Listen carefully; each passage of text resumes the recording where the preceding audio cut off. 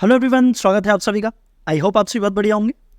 ये हमारे sequence and series की थर्ड वीडियो है और आज की वीडियो में हम देखेंगे ज्योमेट्रिक प्रोग्रेशन। तो बिना किसी देरी के शुरू करते हैं ज्योमेट्रिक प्रोग्रेशन से। ज्योमेट्रिक प्रोग्रेशन की डेफिनेशन क्या होती है? जैसा हमने अर्थमेटिक प्रोग्रेशन में देखा था कि किसी नंबर से स्टार्ट करो और उसमें सेम नंबर को ऐड करो। ऐड करने पर जो सीरीज बनती थी उसे हम बोलते थे अरिथमेटिक प्रोग्रेशन, और जिस सेम नंबर को हम ऐड करते थे उसे बोला जाता था कॉमन डिफरेंस, जिसकी वैल्यू पॉजिटिव भी हो सकती है, नेगेटिव भी हो सकती है और जीरो भी हो सकती है। ऐसा ही ज्योमेट्रिक प्रोग्रेशन में होता है, बस ज्योमेट्रिक प्रोग्रेशन में हम सेम नंबर से मल्टीप्लाई करते हैं। जैसे हमने ए से स्टार्ट किया तो हम जैसे आर से मल्टीप्लाई करें, सेम नंबर से मल्टीप्लाई करते हैं, तो आर से जैसे मल्टीप्लाई किया तो क्या आएगा ए आर, फिर आर से मल्टीप्लाई करेंगे तो ए आर स्क्वायर, फिर मल्टीप्लाई करेंगे तो ए आर क्यूब। तो ये जो सीरीज बनी इसी को बोला जाता है ज्योमेट्रिक प्रोग्रेशन। और जिस सेम नंबर से हम मल्टीप्लाई करते हैं उसे बोला जाता है कॉमन रेशो। क्या बोला जाता है? Common ratio. और कॉमन रेशो की वैल्यू कभी भी जीरो नहीं होगी। ऐसा क्यों? क्योंकि यदि कॉमन रेशो जीरो हो गया तो आने वाली सारी टर्म जीरो हो जाएंगी, फिर ये जीपी नहीं बनेगा। इसलिए कॉमन रेशो की वैल्यू जीरो नहीं होगी। हाँ, पॉजिटिव हो सकती है और नेगेटिव हो सकती है, ठीक, और फ्रैक्शन में भी हो सकती है। और एक बात कि ज्योमेट्रिक प्रोग्रेशन में जो फर्स्ट टर्म होती है वो फर्स्ट टर्म नॉन जीरो होना चाहिए, जीरो नहीं होगा। ऐसा क्यों? क्योंकि यदि फर्स्ट टर्म जीरो हो जाता है, मान लीजिए फर्स्ट टर्म जीरो हो गया, तो इसमें आप किसी का भी मल्टीप्लाई करो, किसी का भी मल्टीप्लाई करो, आने वाली सारी टर्म जीरो हो जाएंगी और ये जीपी नहीं होगा। समझ आ गया? ये जीपी नहीं होता है। हाँ, यदि ऐसी कोई सीरीज है 2 2 2 2 2 तो ये जीपी होगी, जिसमें कॉमन रेशो क्या होगा? कॉमन रेशो होगा 1। और ये एक एपी भी है, एपी है ना, जिसका कॉमन डिफरेंस क्या होता है? जिसका कॉमन डिफरेंस होता है 0। तो ये एक एपीवी है और जीपीवी है, ठीक है। अब जीपी का जनरल टर्म कैसा होगा?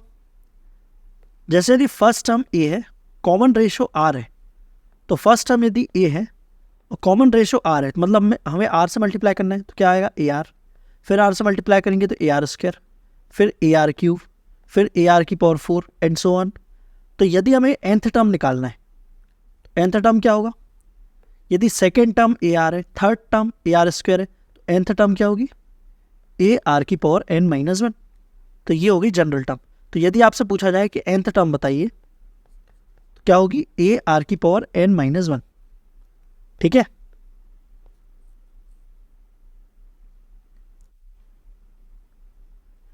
अब हम क्वेश्चन की तरफ चलते हैं। फर्स्ट क्वेश्चन देखिए क्या बोल रहा है कि every term of GP is positive, मतलब जीपी का हर टर्म पॉजिटिव होना चाहिए। और क्या बोल रहा है? And also third term is the sum of 2 preceding terms, मतलब जीपी का जो थर्ड टर्म है वो फर्स्ट और सेकंड टर्म के सम के बराबर है। हमें निकालना है कॉमन रेशो, मतलब आर की वैल्यू निकालना है। कैसे सॉल्व करेंगे? तो हमने मान लिया जीपी में फर्स्ट टर्म ए है, सेकेंड टर्म ए आर है और third term a r square है। और हमें दिया हुआ है कि a r square equal to a plus a r, और हमें यह भी पता है कि ए की वैल्यू कभी भी जीरो नहीं होगी, मतलब यहां पर हम ए से ए काट सकते हैं। क्या आ जाएगा? R square equal to 1 plus r. तो यहां से हमें क्वाड्रेटिक इक्वेशन मिल रही है r square minus r minus 1 equal to 0। हमें आर की वैल्यू निकालना है, तो सॉल्व करिए। क्या आएगा? Minus b plus minus root of b square minus 4ac, तो प्लस 4 हो जाएगा अपॉन 2a। तो यहां से आर की दो वैल्यू आ रही है, कौन कौन सी?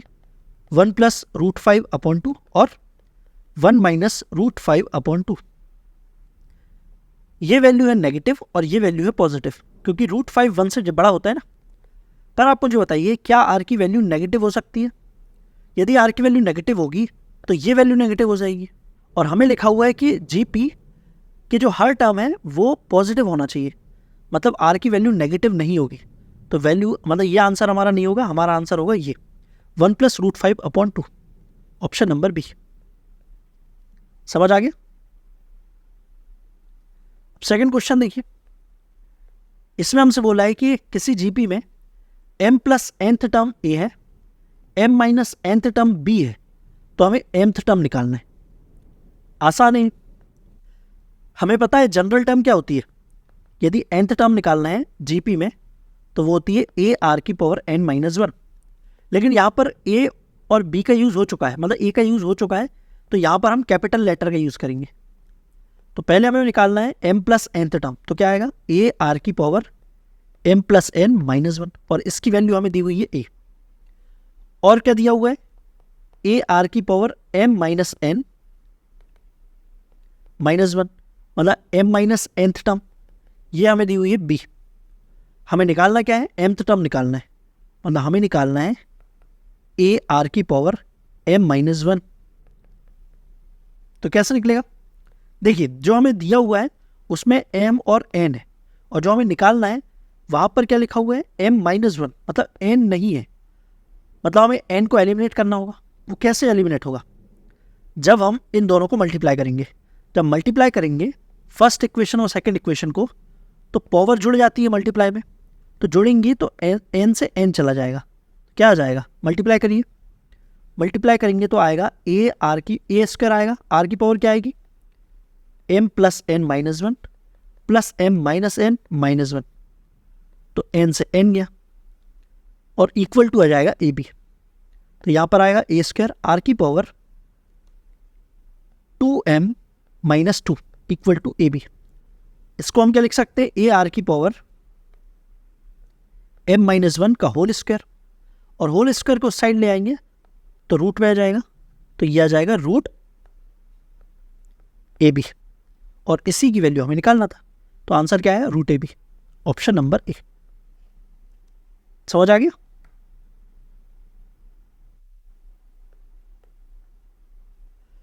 अब थर्ड क्वेश्चन देखिए, क्या बोल रहा है क्वेश्चन, किसी जीपी में फर्स्ट टर्म है ए, nth टर्म है बी, और हमसे बोला है कि पी क्या डिनोट कर रहा है, प्रोडक्ट ऑफ n टर्म्स, मतलब उस जीपी में n टर्म्स का जब प्रोडक्ट करते हैं तो वो इक्वल टू आता है p।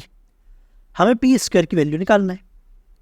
क्या क्या दिया हुआ है, फर्स्ट टर्म दी हुई है a, nth टर्म दी हुई है, nth टर्म मतलब a r की पावर n माइनस 1, इसकी वैल्यू दी हुई है b, और हमसे बोला है कि प्रोडक्ट ऑफ n टर्म मतलब a into A R into A r square into A R cube into कहाँ तक, ए आर की पावर n माइनस 1 तक, n टर्म्स का जो प्रोडक्ट है वो इक्वल टू है p। अब इसे सॉल्व करिए तो ये आ जाएगा a की पावर n और r की पावर, तो ये पावर जुड़ जाएंगी, तो 1 प्लस 2 प्लस 3 प्लस कहाँ तक n माइनस 1 तक इक्वल टू p। यहाँ पर कौन सा फॉर्मूला लग जाएगा, सम ऑफ n टर्म्स का, n प्लस 1 बाई 2 वाला फॉर्मूला। तो लगाइए a की पावर n r की power n minus 1 into n upon 2 equal to p। हमें p स्क्वायर की वैल्यू निकालना है, तो दोनों साइड स्क्वायर कर दो, तो p square equal to a की पावर 2n, r की पावर क्या है n माइनस 1 इंटू n, और 2 से 2 कट जाएगा, ठीक। अब इसे हम क्या लिख सकते हैं, तो देखिए a की पावर में भी n है, r की पावर में भी n है, तो इसे होल पावर पर चढ़ा देते हैं, तो a स्क्वायर इंटू r की पावर n माइनस 1 की होल पावर n। अब यहाँ पर हम क्या लिख सकते हैं, a इंटू ए आर की पावर n माइनस 1 की होल पावर n, और ये क्या आ गया ए आर की पावर n माइनस 1, तो ये nth टर्म है, और nth टर्म की वैल्यू हमें दी हुई है b, तो ये आ जाएगा ए बी की पावर n। तो p स्क्वायर इक्वल टू क्या आ गया, ए बी की power n, option number b. समझ आ गया कि सॉल्व किया। तो जो जो हमें क्वेश्चन में बोला था वो उस टाइप से हमने सॉल्व कर दिया। हमसे बोला था कि n टर्म्स का जो प्रोडक्ट है वो p है, तो हमने प्रोडक्ट किया, इक्वल टू p आ गया। इसे थोड़ा सा सॉल्व किया, फिर p स्क्वायर की वैल्यू निकालना था, तो दोनों साइड स्क्वायर कर दिया, तो सॉल्व किया तो आंसर आ गया p स्क्वायर की वैल्यू ए बी की पावर n। ठीक है, अब हम देखते हैं सम ऑफ जीपी। सबसे पहले देखते हैं sum of n terms of GP. यदि हमें एक जीपी गिवन है जिसमें नंबर ऑफ टर्म्स है n, और इस जीपी का हमें सम निकालना है, तो कैसे निकालेंगे, तो फॉर्मूला होता है sum of n terms of GP का a इंटू 1 माइनस आर की power n upon 1 minus R. तो ये फॉर्मूला आपको ध्यान रखना है, sum of n terms of GP का। इस फॉर्मूले को देखकर समझ आ रहा होगा कि डिनोमिनेटर कभी भी 0 नहीं होना चाहिए, मतलब r की वैल्यू कभी भी 1 नहीं होना चाहिए। लेकिन हमने देखा कि r जो कि कॉमन रेशो है वो कभी भी 0 नहीं होता, लेकिन 1 तो हो सकता है। तो जब r की वैल्यू 1 हो जाएगी तब क्या होगा, तो r की वैल्यू 1 है तब सीरीज़ कैसी बनती है, ये हमने देखा था ना कि यदि फर्स्ट टर्म a है तो सेकेंड टर्म भी a होगा, थर्ड टर्म भी a, क्योंकि 1 1 से ही मल्टीप्लाई हो रहा है। तो यदि एक सीरीज़ है जिसका हमें सम निकालना है और टर्म n है तो इसका आंसर तो वैसे ही क्या आ जाएगा, an। तो हमें इस फॉर्मूले की ज़रूरत ही नहीं पड़ेगी। समझ आ रहा है। और जब r की वैल्यू 1 नहीं है तब हम इस फॉर्मूले का यूज़ करेंगे। ठीक है। यहाँ पर एक क्वेश्चन और आता है कि यदि r की वैल्यू 1 से बड़ी हो जाती है तब भी आपको यही फॉर्मूला यूज़ करना है, क्योंकि यदि r की वैल्यू 1 से बड़ी होगी तब ऊपर भी नेगेटिव आएगा और नीचे भी नेगेटिव आएगा, तो नेगेटिव से नेगेटिव कट जाएगा। ठीक है। लेकिन यदि आपको पहले दिख गया कि r की वैल्यू 1 से बड़ी है तब आप इसी फॉर्मूले को कैसे यूज़ कर सकते हो, a इंटू आर की power n minus 1 upon r minus 1। ये कब यूज़ करोगे, जब r की वैल्यू ग्रेटर देन 1 होगी। हालांकि ज़रूरी नहीं कि ऐसे यूज़ करो, आप यूज़ यही वाला कर सकते हो, लेकिन फिर भी यदि आपको पहले दिख गया कि r की वैल्यू 1 से बड़ी है तो ये फॉर्मूला लगा लो। ठीक। तो इस तरीके से 3 फॉर्मूले हो गए। ये फॉर्मूला कब, जब r की वैल्यू लेस देन 1 होगी, ये फॉर्मूला जब r की वैल्यू ग्रेटर देन 1 होगी, और r की वैल्यू 1 होगी तब an। ठीक है। अब देखते हैं sum of infinite terms of GP. मतलब हमें जीपी गिवन है जिसमें नंबर ऑफ टर्म्स है इनफाइनाइट, उन सभी को हमें ऐड करना है। तो उसका आंसर कैसे निकालते हैं, तो उसके आंसर निकालने का फॉर्मूला होता है a अपॉन 1 माइनस आर। लेकिन ये फॉर्मूला यूज कब होगा, देखिए यदि एक जीपी है, मान लीजिए एक जीपी है जिसमें नंबर ऑफ टर्म्स इनफाइनाइट है, उस जीपी को जब हम ऐड कर रहे हैं, ऐड करने पे यदि हमारा आंसर इनफाइनाइट आ रहा है तब तो फॉर्मूले की जरूरत ही नहीं है, तब फॉर्मूले की जरूरत ही नहीं है ना। जैसे मान लीजिए एक जीपी है 1 2 4 8 अप टू इनफाइनाइट, मतलब और कॉमन रेशियो क्या है 2 है, और ये नंबर्स बड़े होते जा रहे हैं। इन सभी को जब आप ऐड करोगे और ये टर्म्स इनफाइनाइट तक जा रहे हैं तो इसका आंसर तो इनफाइनाइट ही आएगा। तो इस फॉर्मूले की ज़रूरत क्या है, तो इस फॉर्मूले की ज़रूरत तब पड़ेगी जब कॉमन रेशो आर की वैल्यू लेस देन 1 होगी, या फिर बोला जाए कि मैग्नीट्यूड ऑफ आर की वैल्यू लेस देन 1 होगी, या फिर आर की value less than 1 greater than minus 1 होगी।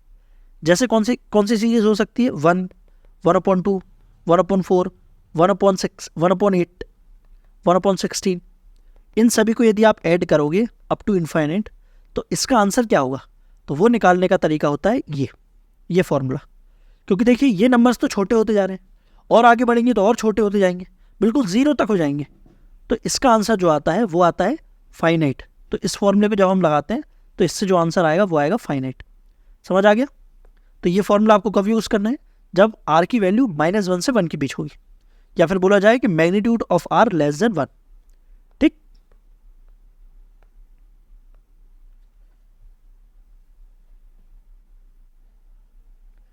तो फिर ये क्वेश्चन करिए, इसमें हमसे बोला है the sum of an infinite GP whose first term is 28। मतलब हमें फर्स्ट टर्म दिया हुआ है 28 और फोर्थ टर्म दिया हुआ है 4/49। फोर्थ टर्म मतलब ए आर की पावर 3 इक्वल टू दिया है 4/49। तो यहाँ पर ए की वैल्यू रख दो, ए की वैल्यू है 28, तो ये कट रहा है 7 बार। तो यहाँ से आर की वैल्यू क्या आ रही है 1/7। तो आर की वैल्यू 1/7 है तो फॉर्मूला लगा दो a/1 माइनस आर। ए की वैल्यू है 28 अपॉन 1 माइनस 1/7। नीचे क्या बन रहा है, नीचे बन रहा है 6/7 और 7 ऊपर चला जाएगा तो यहाँ पर आ जाएगा 6, यहाँ 7।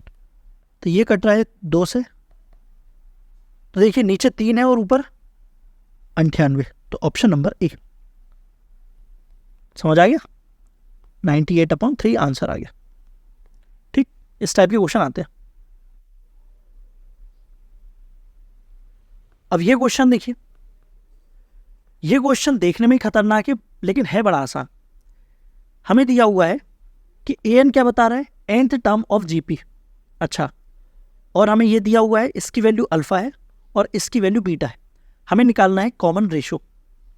सिग्मा का क्या मतलब होता है कि टर्म्स को हम ऐड कर रहे हैं और n की वैल्यू 1 से लेकर 100 तक है, और an क्या डिनोट कर रहा है, वो टर्म डिनोट कर रहा है। ठीक है, तो ये जो लिखा हुआ है ऐसे लिखिए, n की वैल्यू रखते जाइए तो क्या आएगा A2 plus A4 plus A6 plus up to कहाँ तक, n की वैल्यू 100 रखेंगे तो क्या आएगा A200, तो A200 तक जाएगा और इसकी वैल्यू हमें दी हुई है अल्फ़ा। फिर सेकंड क्या दिया हुआ है, इसमें n की वैल्यू 1 से लेकर 100 तक है और यहाँ पे लिखा हुआ है A2n-1। तो फर्स्ट टर्म क्या आएगा, फर्स्ट टर्म आएगा A प्लस सेकेंड टर्म वो आएगा A3, फिर थर्ड टर्म क्या आएगा A5 प्लस अप टू कहाँ तक, n की वैल्यू 100 रखेंगे तो क्या आएगा A199, इसकी वैल्यू हमें दी हुई है बीटा। ठीक है, और A2 क्या डिनोट कर रहा है, यहाँ पर लिखा हुआ है ना, क्या डिनोट कर रहा है टर्म, तो A2 मतलब सेकेंड टर्म, और इसी को हम क्या लिख सकते हैं, टर्म को हम कैसे लिख सकते हैं, सेकेंड टर्म मतलब AR, सेकेंड टर्म मतलब AR, फोर्थ टर्म मतलब AR3, फिर AR⁵, अप टू कहाँ तक AR⁴199, इसकी वैल्यू दी हुई है अल्फ़ा। और इसे लिखिए, ये फर्स्ट टर्म है तो A, ये थर्ड टर्म मतलब AR², फिर AR⁴, अप टू कहाँ तक AR⁴198 तक, इसकी वैल्यू दी हुई है बीटा। समझ आ गया। अब इन दोनों को ध्यान से देखिए, यदि हम इस पूरे में से R कॉमन ले लेते हैं, R कॉमन लेंगे तो क्या आ जाएगा, कॉमन लीजिए, यदि आप R कॉमन लोगे तो क्या आ जाएगा A plus AR² plus AR⁴, यही आएगा। R कॉमन ले रहे हैं तो A plus R² plus AR⁴ up to कहाँ तक AR⁴198 तक, और इसकी वैल्यू है अल्फ़ा। ठीक, अब ये क्या बन गया, ये क्या बन गया, ये बन गया ये, और इसकी वैल्यू दी हुई है बीटा, तो यहाँ से आ जाएगा R beta equal to alpha, तो R की वैल्यू आ जाएगी अल्फ़ा अपॉन बीटा। इसी की वैल्यू हमसे पूछा था, R मतलब कॉमन रेशो, तो आंसर आ जाएगा A। आसान सवाल था, जो बोला था सिर्फ हमने वही किया जो जो दिया हुआ था। ठीक है, तो इस टाइप के क्वेश्चंस आते हैं।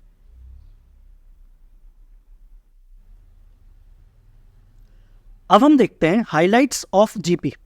जैसा हमने एपी में देखा था ना, हाइलाइट्स का क्या मतलब है, मतलब प्रॉपर्टीज। तो जीपी की प्रॉपर्टीज देखते हैं। फर्स्ट प्रॉपर्टी क्या है कि जो कॉमन रेशो है वो पॉजिटिव हो सकता है, नेगेटिव हो सकता है, लेकिन जीरो नहीं हो सकता है। एपी में क्या पढ़ा था कि जो कॉमन डिफरेंस है वो पॉजिटिव भी हो सकता है, नेगेटिव भी हो सकता है और जीरो भी हो सकता है। क्लियर। सेकंड प्रॉपर्टी कि यदि ए बी सी तीनों जीपी में है, यदि ए बी सी जीपी में है तो हम बोल सकते हैं कि B² इक्वल टू AC।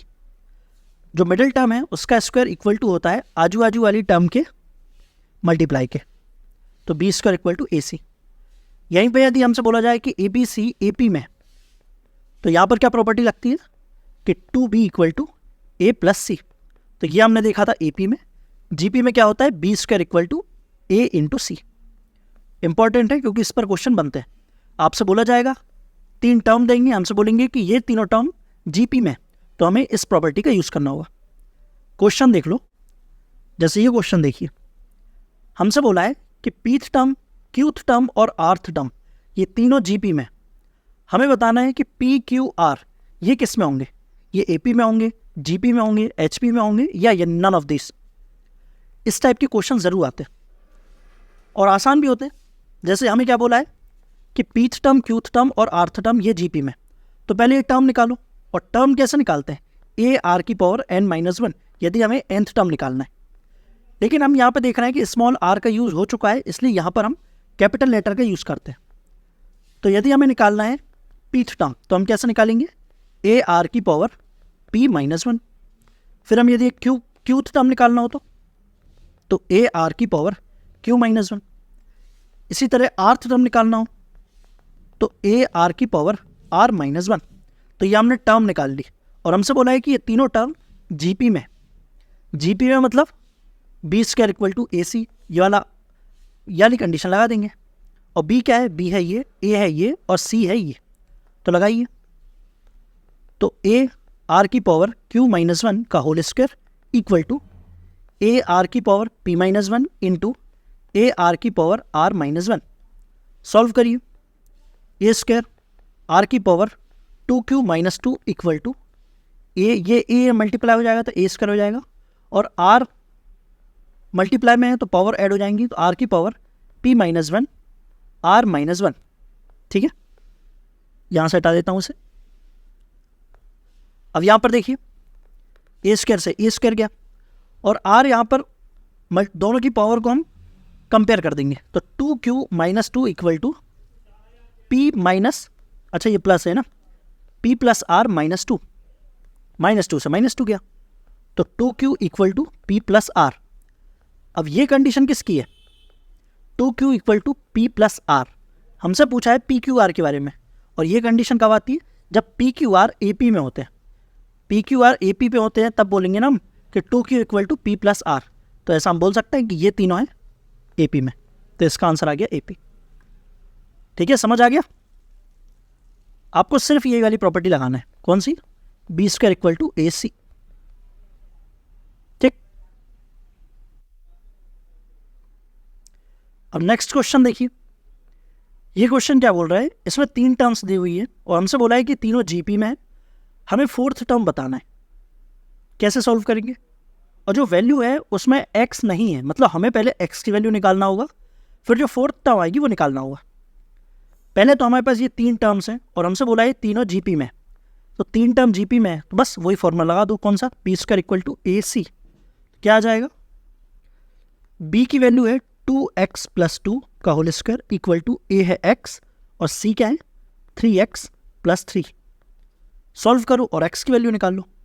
क्या आ जाएगा, 4x square plus 4 plus 8x equal to 3x square plus 3x।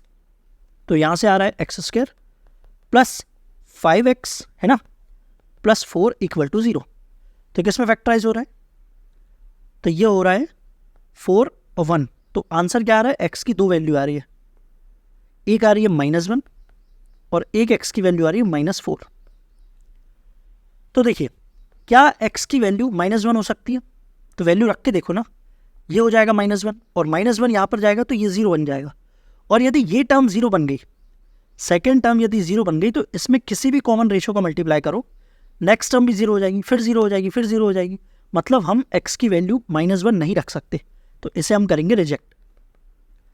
अब -4, तो -4 रखोगे तो 0 नहीं बन रहा है, मतलब हमारा x की वैल्यू आ गई -4। तो x की वैल्यू -4 आ गई, तो बस टर्म्स निकाल लो। फर्स्ट टर्म क्या आएगी, फर्स्ट टर्म आ रही है -4, फिर -4 रख रहे हैं तो ये आ रहा है -6, और थर्ड टर्म -12 प्लस 3 तो -9। हमें 4th टर्म निकालना है। 4th टर्म निकालने के लिए कॉमन रेशो क्या आ रहा है, दिस अपॉन दिस, क्या आ रहा है 3/2। तो 3/2 को मल्टीप्लाई करेंगे तो 27/2, तो मतलब -27/2। Option number D -13/5। समझ आया कैसे किया। और ये भी आपको ध्यान रखना है कि इसे रिजेक्ट क्यों किया हमने, ठीक है। तो यहाँ पर ये भी सोचना है कि इन दोनों में से कोई एक वैल्यू ही आएगी, इसे रिजेक्ट करेंगे क्योंकि ये 0 बन रहा है और ये टर्म भी वैसे 0 बन रही है। आप जैसे इसमें -1 रखोगे तो ये भी 0 हो जाएगा और आने वाली सारी टर्म्स फिर 0 हो जाएंगी, क्योंकि उनमें किसी भी कॉमन रेशो को मल्टीप्लाई करो, आने वाली सारी टर्म्स 0 होंगी, ठीक है। इसलिए x की वैल्यू होगी -4 और हमारा 4th टर्म आ गया -13/5। क्लियर। अब हम देखते हैं थर्ड प्रॉपर्टी। थर्ड प्रॉपर्टी क्या है, यदि हमें जीपी में 3 टर्म्स को मानना है तो कैसे मानते हैं, तो हम मानते हैं a/r, a और ar। ऐसा ही हमने एपी में भी देखा था। एपी में यदि हमें 3 टर्म्स को मानना है तो कैसे माना था हमने, यहाँ पर a, यहाँ पर a - d और a + d। ऐसा मानने से क्या हुआ था, यदि हम तीनों को ऐड करेंगे तो d से d चला जाएगा तो आ जाएगा 3a। बस ऐसा ही जीपी में भी होता है। जीपी में यदि हमें 3 टर्म्स को मानना है तो कैसे मानेंगे, a/r, a और ar। ऐसा मानने से क्या हुआ, यदि हमें तीनों को मल्टीप्लाई करना हुआ तो r से r चला जाएगा तो आ जाएगा a³, ठीक है। इसीलिए हम ऐसा मानते हैं।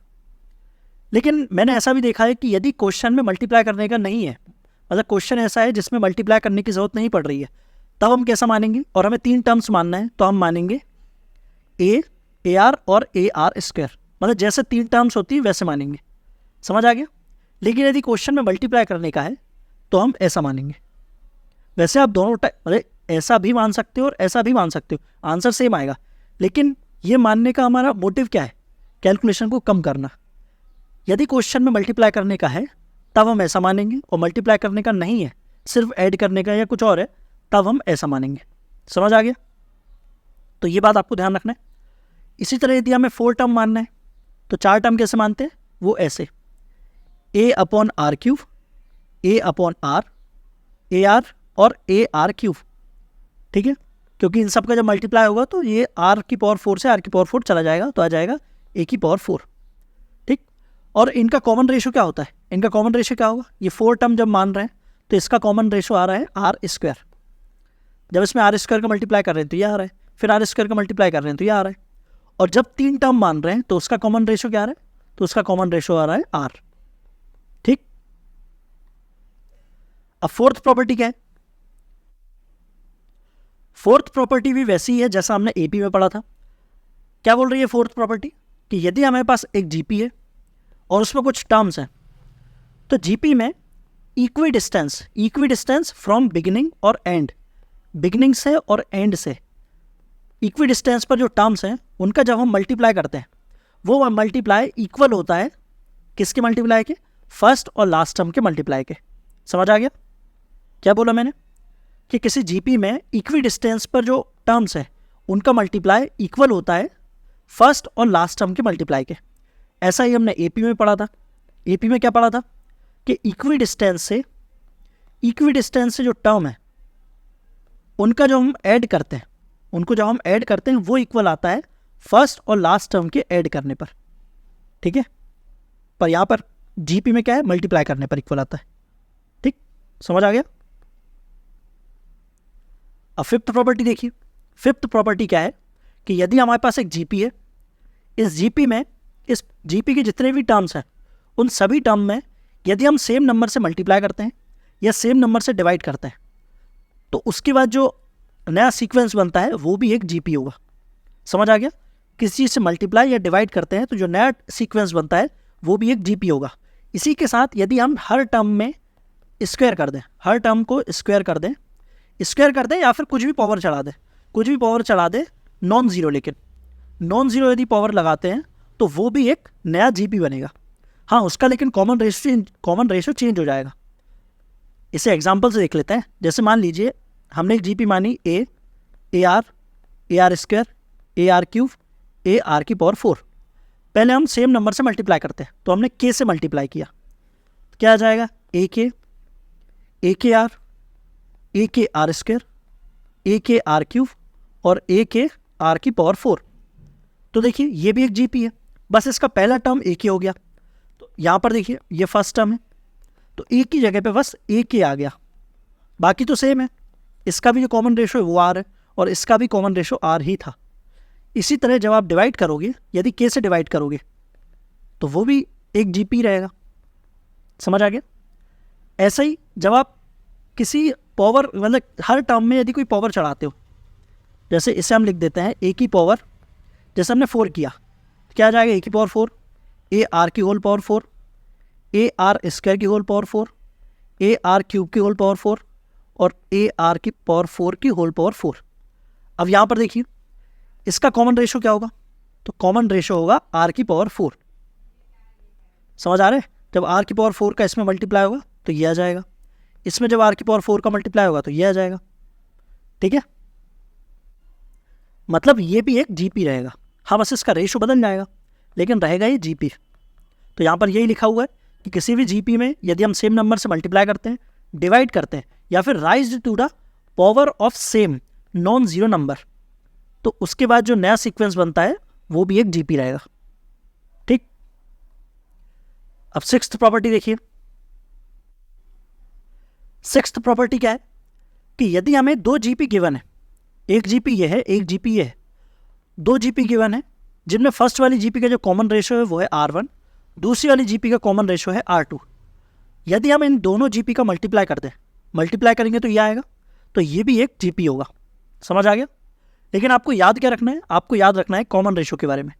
जो नई जीपी हमें मिली मल्टीप्लाई करने पर उसका जो कॉमन रेशो होगा वो होगा r1 × r2, ठीक है। r1 क्या है? फर्स्ट वाली जीपी का रेशो, कॉमन रेशो, और r2 है सेकेंड वाली जीपी का कॉमन रेशो।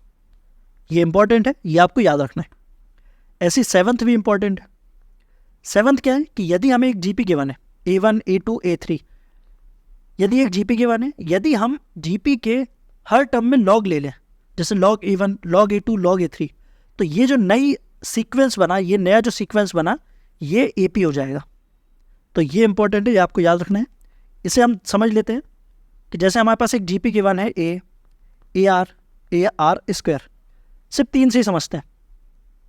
यदि हम सभी में लॉग ले लें तो क्या आ जाएगा, log a, log AR और log AR स्क्वायर। एक टर्म और ले लो, जैसे हमने एक टर्म ली AR क्यूब, तो यहाँ पर आ जाएगा log AR क्यूब। अब लॉग वाली प्रॉपर्टी लगाइए, देखिए ये 4 टर्म है, तो ये आ जाएगा log A।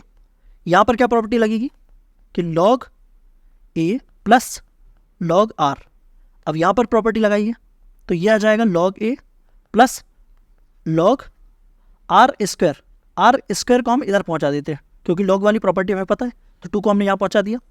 और यहाँ पर क्या आ जाएगा, log A plus 3 log R। अब इसे देखिए, ये है फर्स्ट टर्म, ये सेकेंड टर्म, ये थर्ड टर्म, ये फोर्थ टर्म।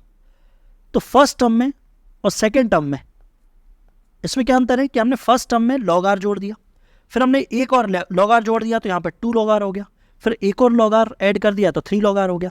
मतलब यहाँ पर ये बदल गया AP में, जिसका कॉमन डिफरेंस क्या है, कॉमन डिफरेंस है log R। तो जैसे ही हमने हर टर्म में log लिया तो GP चेंज हो गई किसमें, AP में। तो ये प्रॉपर्टी मोस्ट इंपॉर्टेंट, समझ आ गया।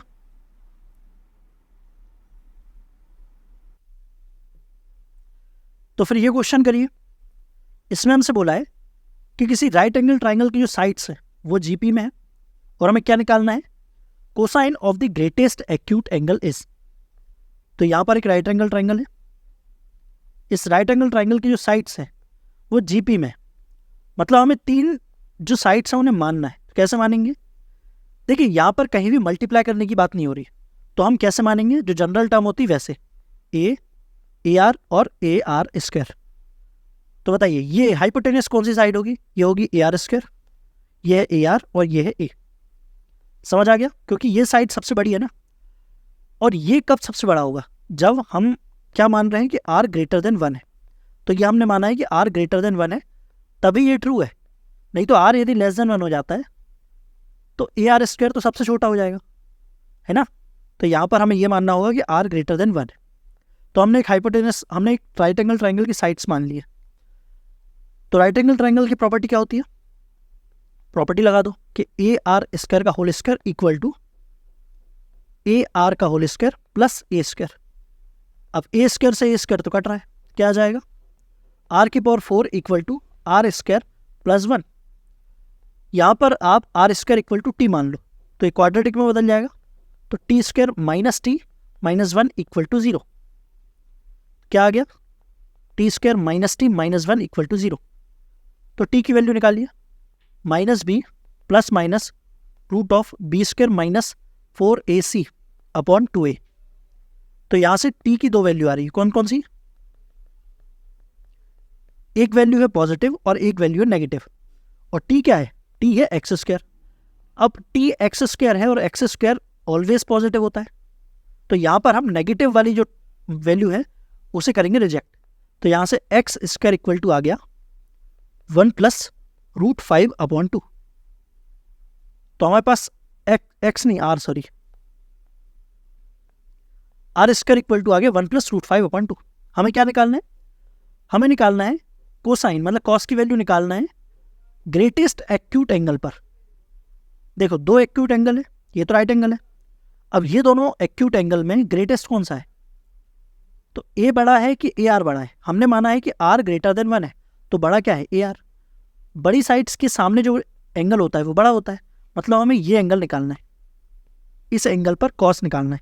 तो कॉस थीटा इक्वल टू क्या होगा, बेस अपॉन हाइपोटेनस, तो A अपॉन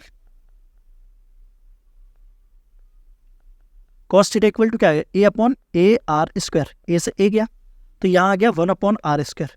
तो वैल्यू रख दो, तो क्या आ जाएगा 2 upon 1 plus root of 5। Option check करो, तो ऑप्शन तो कोई सा है नहीं, तो इसका आंसर आएगा D। समझ आया, जल्दबाजी में C मत लगा देना, C उसका रेसिप्रोकल है। यदि यहाँ पर ये होता है कि 2 अपॉन 1 प्लस रूट 5, तब हम ये आंसर लगा देते, लेकिन यहाँ पर आंसर लगाएंगे हम D, क्योंकि हमारा आंसर आया ये। समझ आया कैसे सॉल्व किया। ठीक है।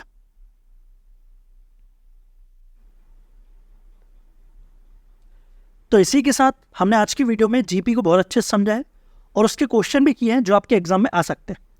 अब नेक्स्ट वीडियो में हम जीपी के वो क्वेश्चन करेंगे जो आपके एग्जाम में आ चुके हैं और फिर स्टार्ट करेंगे एचपी को, हार्मोनिक प्रोग्रेशन को। और एपी, एचपी और जीपी इन तीनों को कंप्लीट करने के बाद हम स्टार्ट करेंगे एएम, जीएम और एचएम, मतलब अर्थमेटिक मीन, ज्योमेट्रिक मीन और हार्मोनिक मीन, क्योंकि ये अभी रह गया ना हमारा। तो इन तीनों को कंप्लीट करने के बाद हम इन तीनों को स्टार्ट करेंगे। ठीक, तो मिलते हैं नेक्स्ट वीडियो में, तब तक के लिए